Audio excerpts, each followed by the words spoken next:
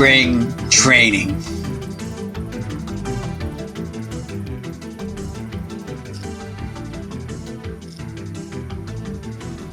Hey everyone, this is Will O'Toole welcoming you to another edition of Park Ridge Sports History.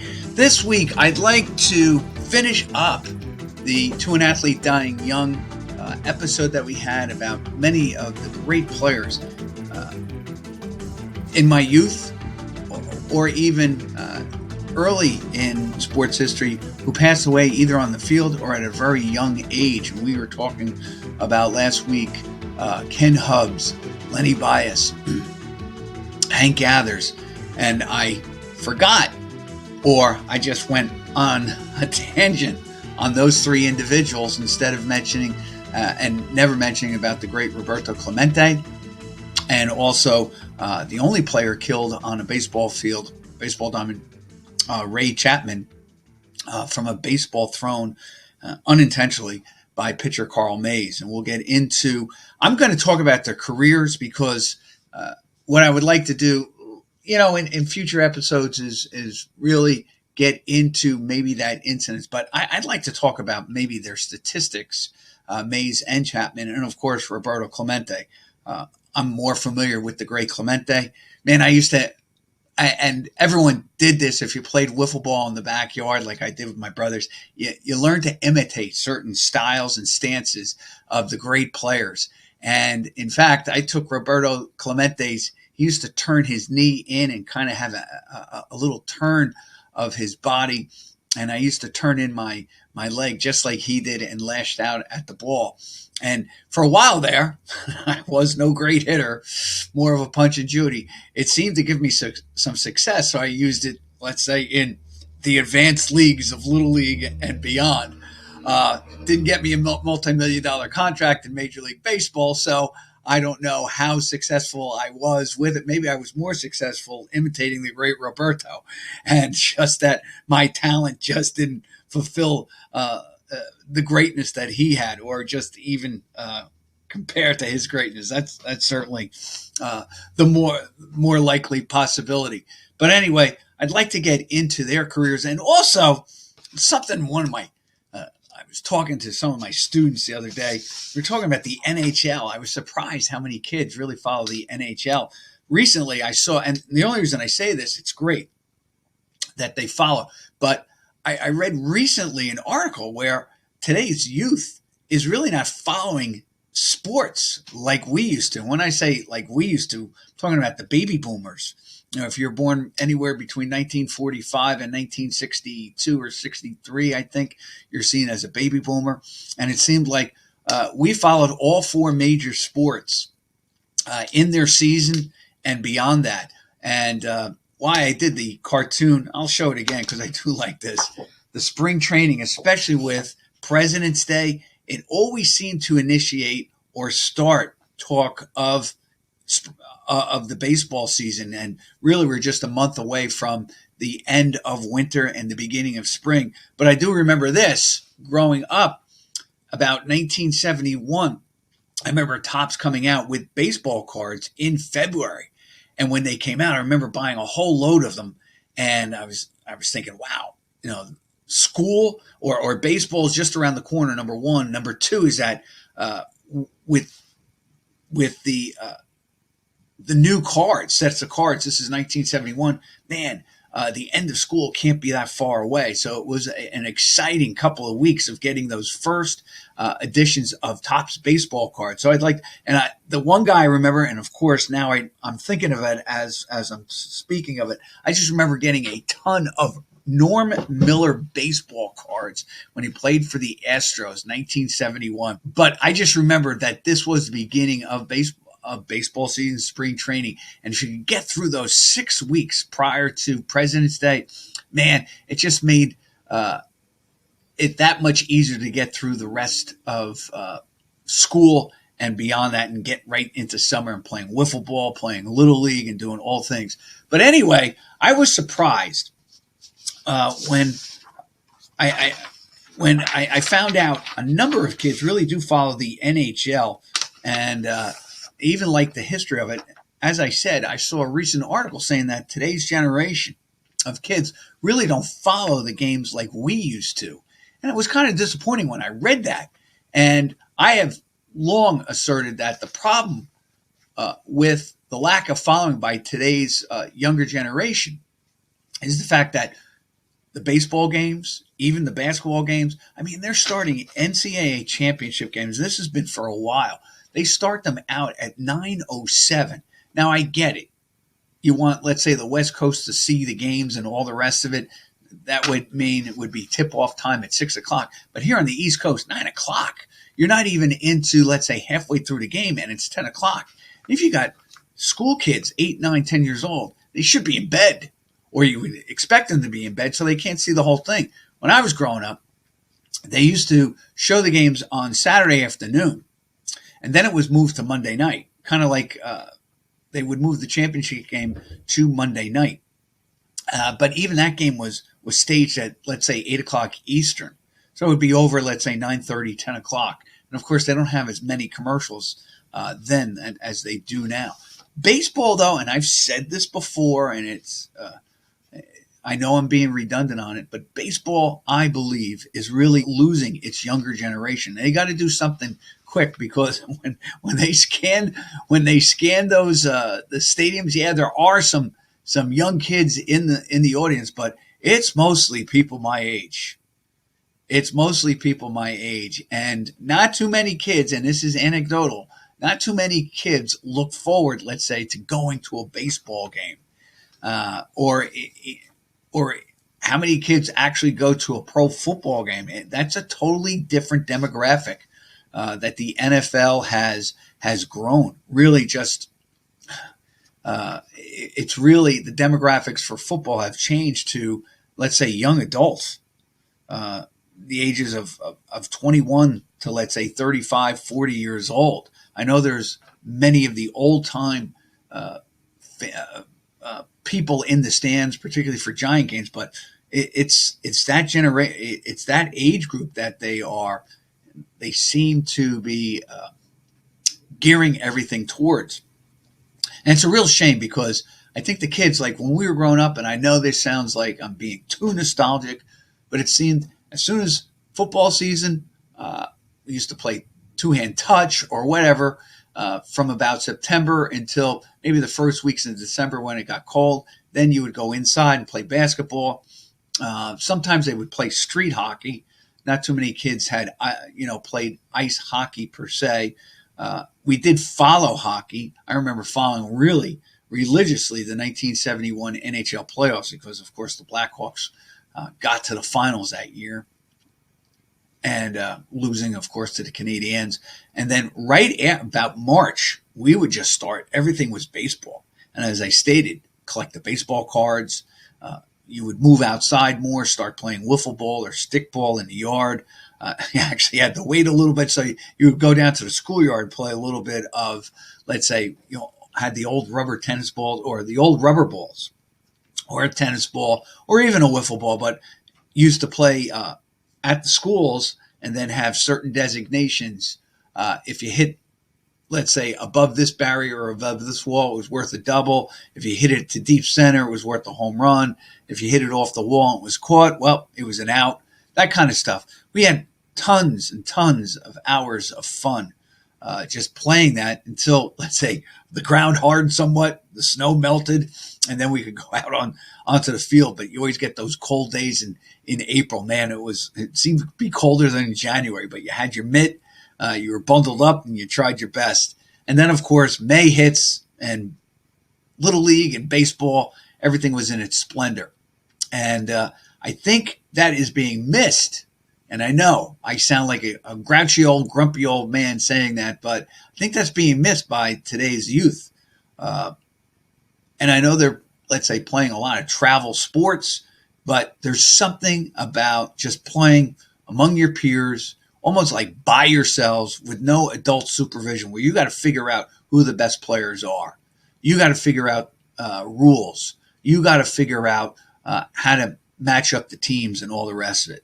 And all that is a good learning process about leadership, about getting along, socializing, and all the rest of it. Let's get on to some fun stuff. And I was talking about the NHL recently with some of the kids, and I was talking about that 67-68 season. And these are the original logos of the 6 NHL expansion franchises that came aboard the NHL in the 1967-68 season. And the NHL did, I thought, a brilliant move. They had the original 6, of course, the 2 Canadian teams of Montreal, Toronto. You had Boston, New York, the Rangers, Chicago, and Detroit. And they added on with the expansion 6 more teams. And what they brilliantly did, and I know maybe there's people who argue against it, but they put all 6 expansion teams in one division and kept the original 6 in the other, which led to a guarantee that one of the expansion team was going to make the NHL finals. And that year, of course, it was the St. Louis Blues falling to the Montreal Canadiens in 4 straight. And then the following year, the 68-69 season, that was the year that the St. Louis Blues also make it. Let me just see something. I want to make sure about that. The 68-69 season, Montreal also beat St. Louis. And then the 69-70 season, St. Louis Blues made it again. 3 straight years, 3 straight sweeps in the finals. So they lost 12 straight games in the NHL finals. But that one is the iconic picture of Bobby Orr getting the game-winning goal in Game 4 to secure the Stanley Cup for the Boston Bruins, which had been their first. Ready for this? That was the first one they had won. But anyway, that was the first Stanley Cup for the Bruins when they won it in 70 since the 40-41 season. So that's why that was such a significant game or series in the Bruins' history. And, of course, Bobby Orr, regarded as one of the top players of all time, probably the greatest defenseman in the history of NHL, secured that sweep with the big goal in Game 4 to beat St. Louis Blues. 3, I didn't realize that. See, this is what I learned about this. 3 times the Blues made the finals in those first 3 years, and then they hadn't really been there until they finally won it. So anyway, here was the Stanley Cup. Let me put up, I love the logos. First of all, I was talking about the logos with the kids, and one of my favorite is right here. I love the St. Louis Blues logo. I don't know what it is. It's simple. It's got just 2 colors in it, the blue and the gold. And that year, just the 67-68 season, the Blues actually finished in 3rd place, 4 games under 500. I don't know whether in the NHL we really count whether you're over 500, under 500. But every team in the West Division finished under 500. All the expansion teams that first year. The best, of course, was the Flyers. They were 31-32 with 11 ties, 73 points. Those 73 points, though, would have netted them a last-place finish in the East because you had Montreal with 42 wins. The Rangers had 39, surprisingly. The Bruins, 37. The Blackhawks, 32. The Maple Leafs, 31. And then the Red Wings finished under 500, 27-35, and in last place. The Flyers, Kings, Blues, Stars, Penguins, and the Oakland Seals. Now, the Oakland Seals are the only franchise of that group that failed to survive. In fact, I do remember when they moved to Cleveland to become the Cleveland Barons. And they just never made money in California. They were shut down. That ownership was eventually bought, I do believe. I don't think he was the original owner of the California Golden Seals. I could be wrong. But Charlie Finley, I know, had a hand in that team. He also owned an ABA team called the Memphis Tams, which was kind of cool because that stood for, I think, the Tennessee, Arkansas, and Memphis Rivers, or Mississippi Rivers. And that's how they got that nickname. And they, of course, were green and gold as well. In fact, Finley, who has been a controversial owner, kind of a brilliant. He's not given a lot of credit in many respects for some of the innovations he provided to baseball. He was kind of like Bill Veeck with arrogance, and I think fans and obviously the players didn't like him because he was regarded as cheap and not. He was innovative, but it was always, I think, it was Finley's personality. Where Vec had charisma, I think that was one thing that Charlie Finley lacked, was that charisma to, convince fans to really just enjoy his company and like him. And Vec, that was the difference. Vec, of course, really ran his teams on a shoestring as well. But he just had a certain presence about him. I mean, watching him with the stump and the wooden leg, his one leg was amputated, I think, because of diabetes. And then I remember an article where he was a really an addicted to smoking, a real chain smoker, and he actually would put the butts out on his wooden leg. I mean, that just adds to his personality and to his legend. But of the 6 logos, I really like the one that's really unchanged. I didn't realize this was the Flyers. Now I know that their uniforms, they look like that popsicle that we used to grow up with during the summer. They have that orange. I kind of like the uniform because it's all it is orange and white, and it just reminds me of the orange popsicle we used to get as kids. But the Flyer logo is pretty cool, and you can actually make a case where the black puck becomes the Flyer, the P there. Flyers, of course, they look like feathers, but it gives the idea that they're flying, moving at great speed.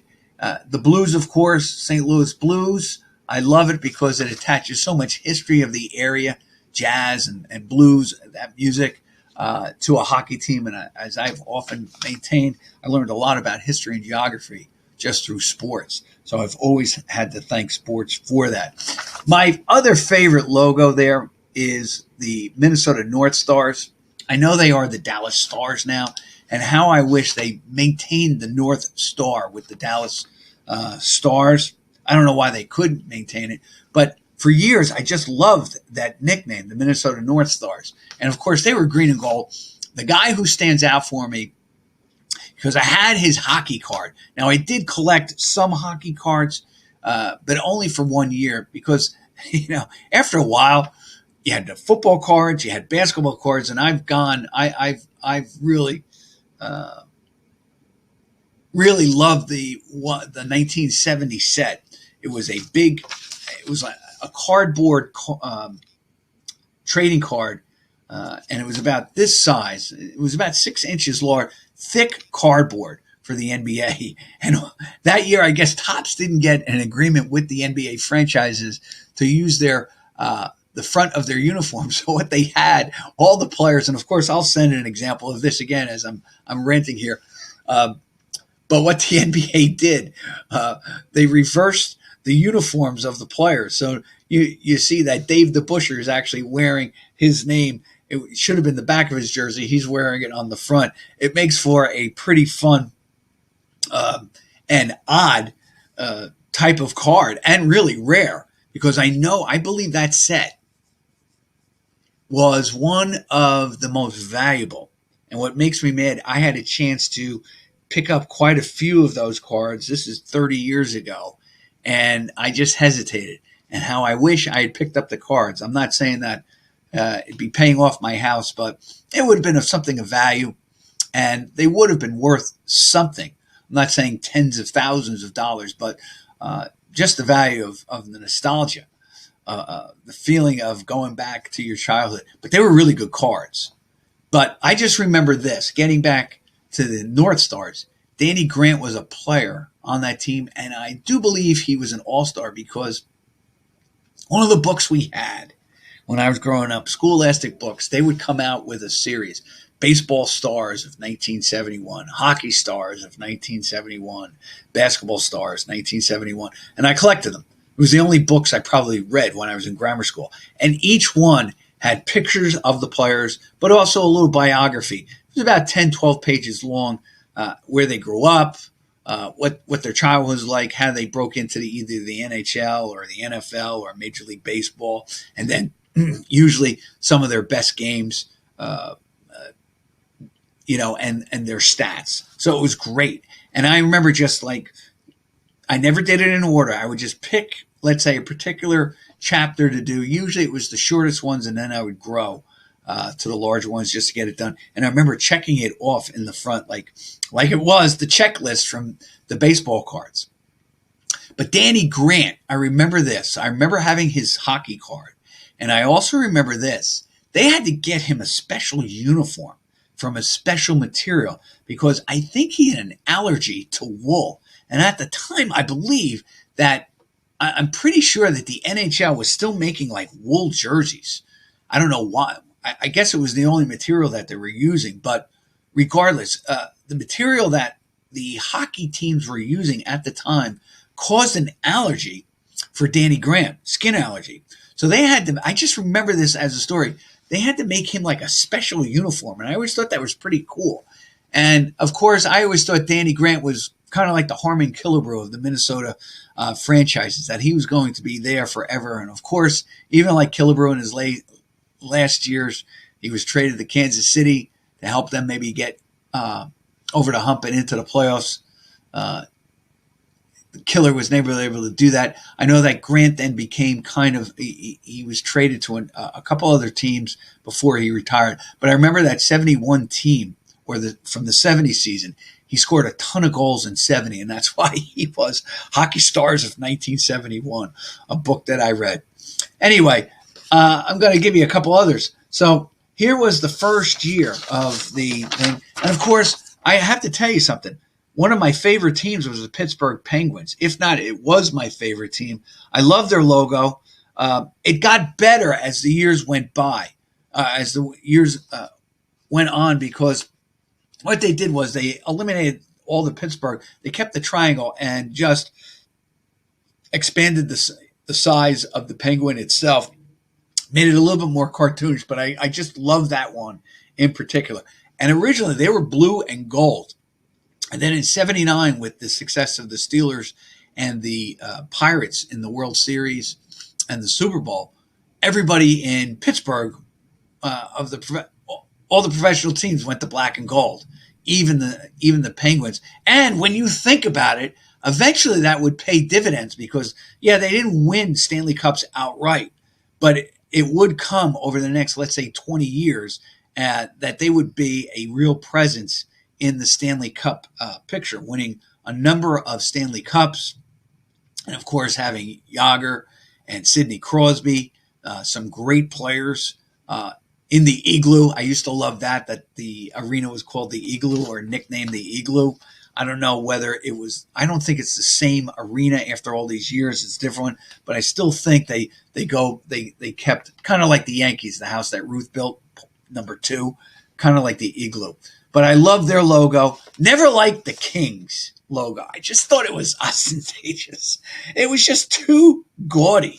And they had the ugliest uniforms. First of all, the purple and gold. It worked for the Lakers. It worked for the Vikings. For me, it never worked. And I know that purple is seen as a royal color. It just never. And the problem is that they took that same crown in all its detail and stuck it on their jersey. Now, I'm one of these guys. I love logos on the jerseys. I don't like when they just like. I never liked the Ranger uniform, and I know a lot of Ranger. I used to hate. First of all, it was hard to cartoon it or draw a version of it because you always had the letters messed up.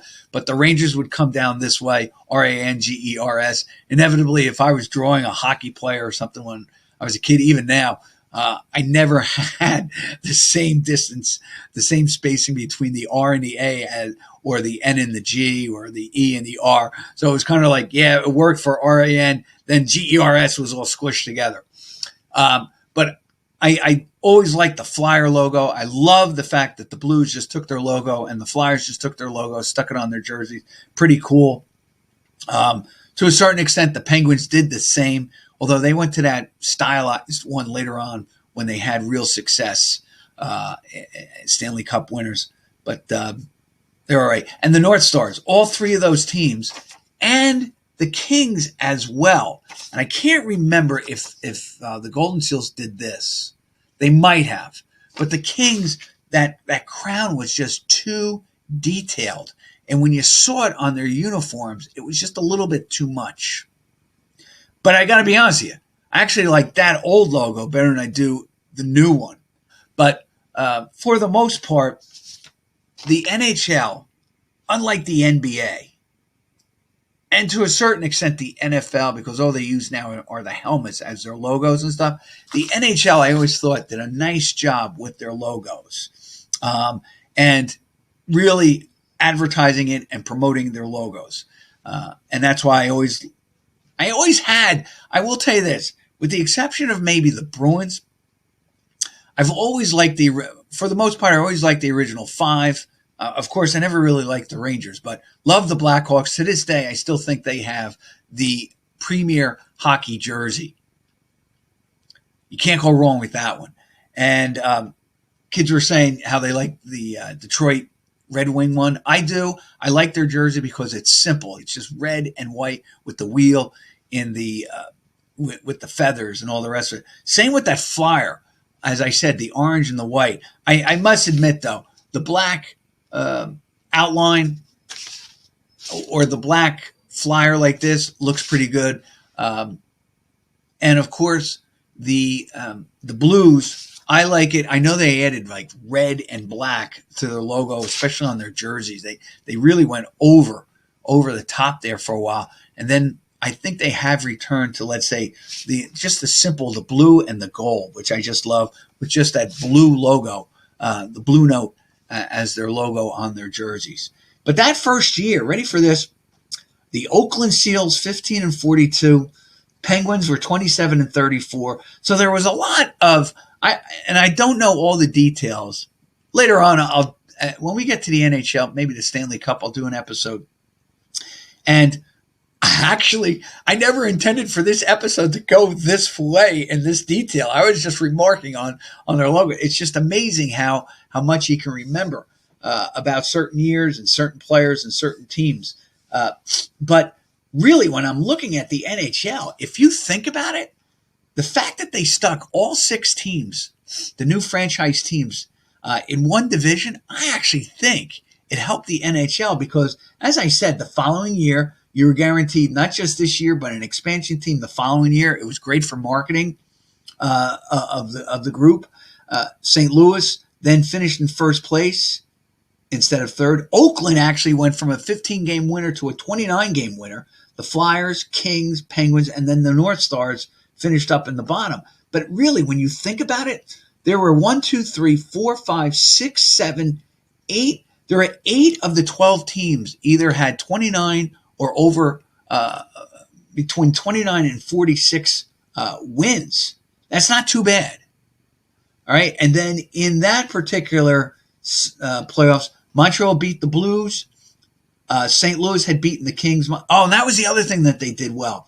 They kept the expansion teams playing in one division and the originals, for the playoffs anyway, playing in their own division. So that year, Montreal beat the Rangers and Boston beat Toronto. St. Louis beat the Flyers, LA beat the Kings, beat the Seals, and then Montreal over the Bruins, St. Louis over the Kings.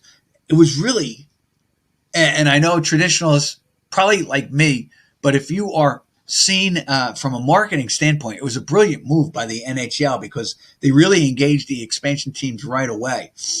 In 69-70, again, the same thing. You got all 6 expansion teams in one spot, all the originals in the others, and they kept it. Chicago over the Red Wings, Boston over the Rangers, St. Louis over the North Stars, Pittsburgh over Oakland. Then it was Boston over Chicago, St. Louis over Pittsburgh, and then Boston over St. Louis Blues. Now, I think the following year is when they kind of changed it because they added more teams. They added Vancouver, Buffalo, and they added 2 more teams, and then they kind of broke up the original group. They went Boston, here's what the East Division. So you had Boston, the Rangers, Canadiens, Maple Leafs, Sabres, Canucks, Vancouver. Why they were in the East is beyond me, and the Red Wings. But they figured they'd take 2 expansion teams, put them in the East, and then take 2 originals and put them in the West because you have Chicago finishing first, the Blues, the Flyers, the North Stars, the Kings, the Penguins, and the Golden Seals. All right. Actually, you only took one team there. Right. You only took one team. Pardon me. So you had 1, 2, 3, 4, 5, 6, 7. You have 1, 2, 3, 4, 5, 6, 7. You took the Canucks in the East. Why I don't know. What they should have done was, well, that was kind of bizarre as I moved back, and I apologize. So they moved the Blackhawks to the West, stuck Vancouver in the East. The following year, 71-72, the Islanders come in, I do believe, or the 72-73. So they stayed this same way. In the playoffs, they kept it the same way, where they had East play the East, West play the West. Okay, 72-73. They expand again, adding the Islanders and the Sabres. And they stuck them in the East and put the Blackhawks and the Atlanta Flames were brand new as well. So they added the Flames in 1971-72 or 72-73. They added the Flames and the Islanders those 2 years. And all of a sudden then there's 1 year, I just got to find it. It might be, now you got me going on this. Still stayed East and West for the 73-74.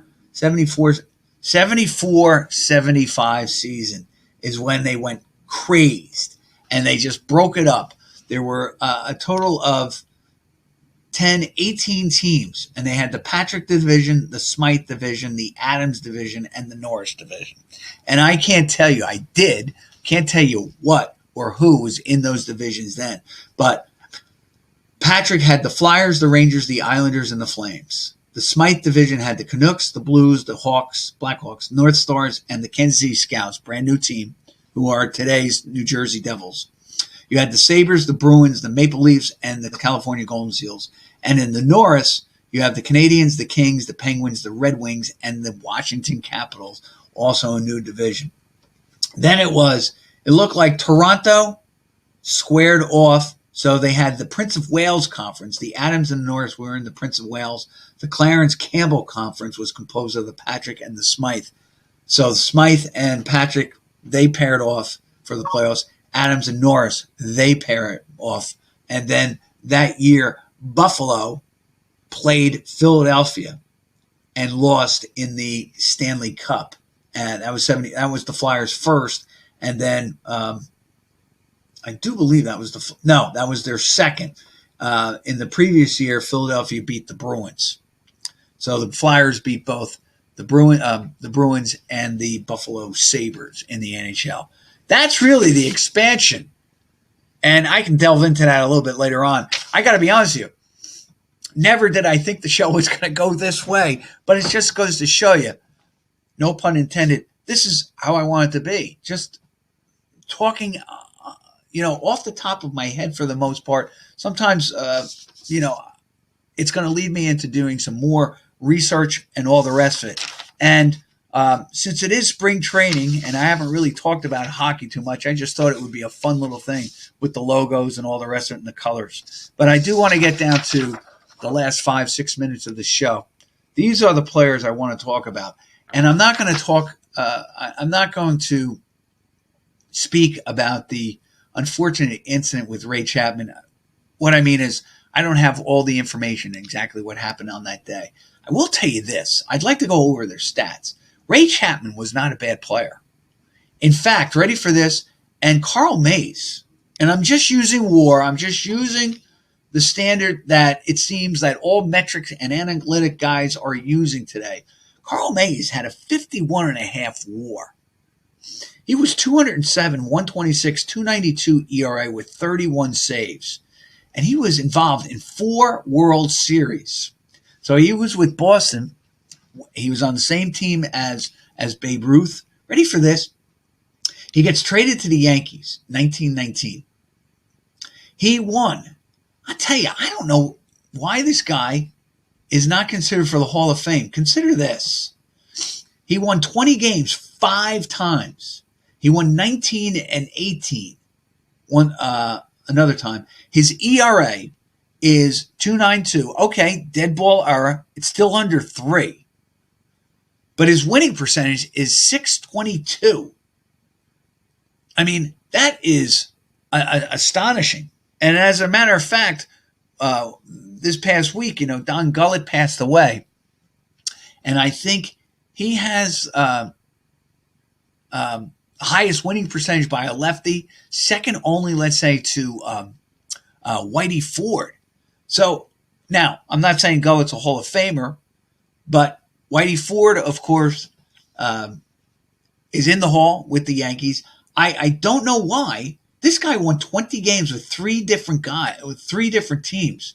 And now as I say that, I'm going to have to look up that little stat. How many guys have won 20 games with 3 different teams? The only guy I can think of right now might be Randy Johnson, off the top of my head. Might be Gaylord Perry, off the top of my head. I can't think of any other pitchers that I'm thinking won 20 games. First of all, you got to be moved around. And obviously, Carl Mays was. But I'm just going to accentuate his greatness. He led the league 1921. He was 27-9, led the league in winning percentage and games through 336 innings to lead the league. He threw over 200, let's just say he threw over 300 innings twice in his career, over 270 innings, 1, 2, 3, 4, 5 times, and another 2 times over 240 or more innings. This guy had a rubber arm. He completed 30 games with the 1918 Boston Red Sox. Compiled from 19, ready for this? His ERA, the first time his ERA was above 3, was 1920 with the Yankees, 306, but he won 26 games. The following year, of course, he had a 305 ERA, but won 27 games with the Yankees. In all, with the Yankees, he won 80 games. Now, you can say he was during that great run, but no, he wasn't. He pitched for the Yankees from 1919 to 1923, then went to the Reds, where he won 20 games his first year with the Reds at age 32. 690 winning percentage, 315 ERA. Put it this way, he was between the ages of 35, 36, and 37. He was 13-10 in his last 3 years, an ERA well over 3. But nonetheless, his last year at age 37, he did win 6 games for the New York Giants. So he pitched and won 20 games for 3 different teams. Compiled a 207-126 record with a 622 winning percentage and a 292 ERA. Now, why I bring him up, unfortunately, Ray Chapman was the victim of one of his I believe it was a fastball, but like I said, I don't want to get into the death so much. He does die on the field. I'd rather accentuate the greatness potentially of Ray Chapman because he drew 84 walks to lead the league. In the same year, he scored 84 runs. So he led the league with the same number of runs and walks in the same year, 1918, with the Cleveland Indians, age 27. And of course, he finishes with 2.78 ERA. But I'd like to think about this. When he was killed in 1920, he was only 29. Let's just say he plays about another 8 years. So this is halfway in his career. By that point in his career, he had a 29.3 WAR. Which means that, let's play this out. Let's just double that. He's at a 58 WAR, which would be enough to get many players into the Hall of Fame, unless your name is Richie Allen. But it would work if you were Willie Stargell, okay? Or Dick Allen. I just remember him as Richie Allen. But he had a 278 batting average, but a 358 on-base percentage, 80 points higher. Averaged 70 walks a year, 12 triples a year, 25 doubles, 3 homers, 56 RBIs, and 103 runs scored. Clearly, this guy could have and obviously was a pretty good defensive shortstop, which means to me that he would have been a cusp Hall of Famer had, unfortunately, he not died on the baseball field. And the last guy I want, and last but not least, I wanted to save him for the best because, and of course, Ray Chapman. This is Carl Mays, Ray Chapman, and of course the great Roberto Clemente. I remember having in this card. He was known as Bob Clemente early in his career, and then Roberto. I think they started changing his name to Roberto about the 69 season, 70 season. This might have been the first card, the 1970 card, where he is called by his name, Roberto Clemente. Just want to tell you this. 4 times he led the league in hitting. And it wasn't like he led with a 308 batting average. 351 in 1961, 339, 329, and 357. Probably his MVP year was one of his worst when you think about it. He hit 317, didn't lead the league, 29, 119, 11 triples, 31 doubles, 105 runs scored. I think the 67 season when Orlando Cepeda won it, he led the league 357. He had 23 and 110, had led the league with hits 209, and had 103 runs scored. Overall, he scored 100 runs 3 times, Roberto. Had another 3 years where he scored 90 or more, and then he had like 2 or 3 more years where he scored over 80 runs. Had 2 back-to-back RBI of 100 or more in 66 and 67. Like I said, I think his 67 season was the better year, even though he won the MVP. And I really think this. He was ready for this, and this will be the last thing. 1960, the World Series, hitting safely in all 7 games. 1971, World Series, hit safely in all 7 games. I believe he's one of 2 guys to do that, accomplish that, okay? But from 1960 to 1967, Roberto hit over 310, 314, 351, 312, 320, 339, 329, 317, and 357. Does come back in 69. Now, I know, ready for this, has a bad year at age 33 in 1968. He only hit 291, the year of the pitcher. But 1969, 70, 71, 72, 345, 352, 341. And in his last year, the year he did complete the year, but he was killed on New Year's Eve, 1972.